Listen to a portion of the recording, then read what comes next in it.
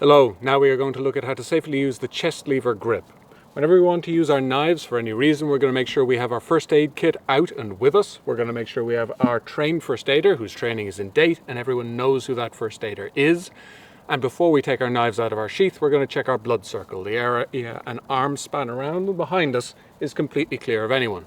When we've done that, we're going to be able to take our knives out of our sheaths. So where we would use the chest lever grip is if we want to take a lot of material off over a short distance. So it's a very powerful cut over short distances, but it's also very safe. So when we would be holding our knives normally, right, stand up for a moment, when we'd be holding our knives normally, check blood circle, so I can take my knife out, we would hold our knives as so. So when our arm is outstretched, the cutting edge faces away from us. When we want to use the chest lever grip, we're going to rotate the knife around in our hand, let the tip point largely away from us, and the thumb of our knife hand is going to sit on the side of the handle or on the side of the blade, depending on what is more comfortable for you, depending on the size of your hand and the handle of the knife we're dealing with. So that is how we would hold our knife for our chest lever grip.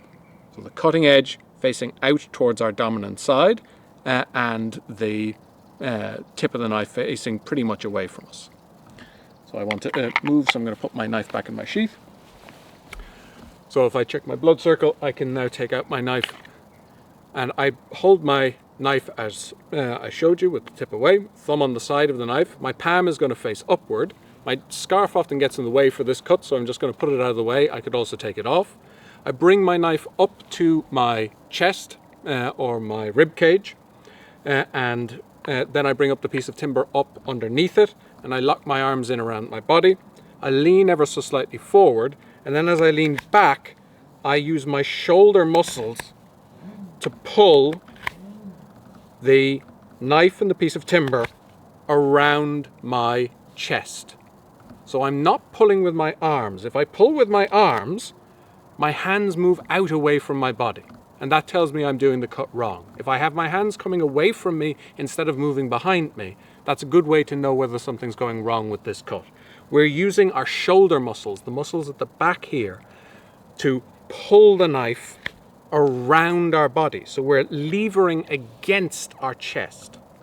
So our chest acts as the leverage, acts as the thing we are levering against for our cut. And again, our palms facing upward, and we are now going to look at this cut in more detail. So when I am doing my chest lever grip, I have my palms facing up and my thumb sitting on the side of the knife handle or on the east side of the blade. I have my arms held in tight. I have the backs of my fingers sitting against my chest or against my ribs, and I pull the knife around my body, the knife and the piece of timber around my body with my shoulder muscles. So I can see I didn't fully go through my cut there. So I just restart my cut next to the handle, and then I let the knife slide toward the tip. And there's no tendency for my hands to fly out away from me. They're going back around behind me.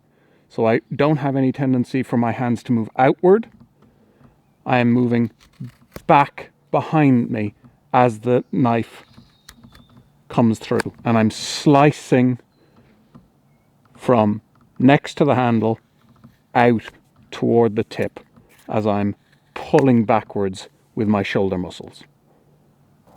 We can also use the chest lever or cut to very safely cut rope. So if I'm in the middle of a pioneering project or something like that and I need to cut a piece of rope, I would form a loop in the piece of rope, check my blood circle.